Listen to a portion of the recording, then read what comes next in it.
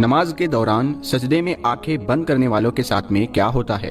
آج کے اس ویڈیو میں ہم آپ کی توجہ ایک اہم مسئلے کی جانب کروائیں گے کہ کیا نماز میں آنکھیں بند کرنا درست ہے یا نہیں، اور کن حالات میں آنکھیں بند کرنے کی اجازت دی گئی ہے، اور جو لوگ نماز کے دوران سجدے میں آنکھیں بند کر لیتے ہیں ان کے ساتھ کیا ہوتا ہے۔ علماء کرام نے اس حوالے سے کیا دلائل پیش کیے ہیں، ان سب سوالوں کے جواب جاننے کے لیے ویڈیو کو آخر تک ضرور دیکھیے گا۔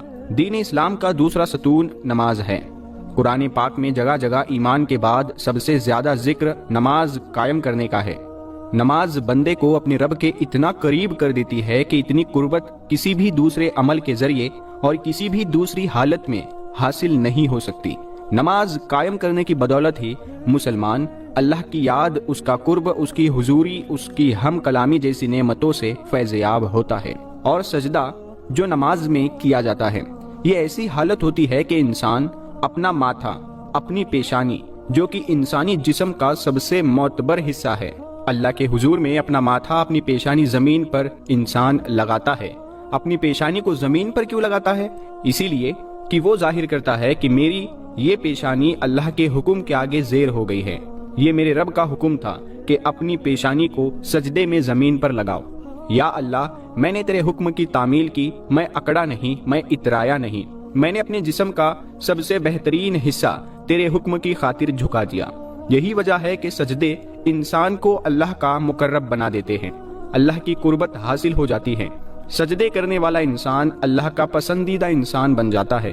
کیا دین کی روح اور بندگی کی معراج ان چیزوں کے سوا اور بھی کچھ ہو سکتی ہے؟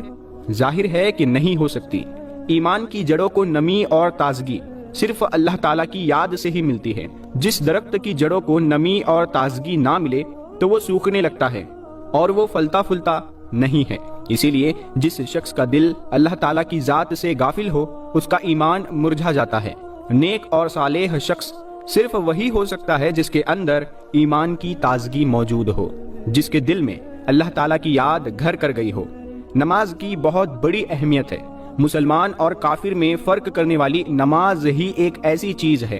نماز یعنی جو نماز پڑھتا ہے وہ مسلمان ہے، اور جو نماز نہیں پڑھتا وہ کافر ہے۔ اللہ اکبر۔ پیارے دوستو، سیدہ فاطمہ رضی اللہ تعالی عنہا نے کبھی بھی نماز قضا نہیں کی۔ یہ ہمارے زمانے کی عورتیں کہتی ہے کہ گھر میں کام زیادہ ہوتا ہے، تھکاوٹ ہو جاتی ہے، نماز کا ٹائم نہیں ملتا، تلاوت کا ٹائم نہیں ملتا۔ پیارے دوستو، ایک مرتبہ رسول اللہ صلی اللہ تعالی علیہ وسلم اپنی بیٹی سیدنا فاطمہ رضی اللہ تعالی عنہا کے گھر تشریف لائے۔ فاطمہ رضی اللہ تعالی عنہا نماز پڑھ رہی تھی۔ کھڑی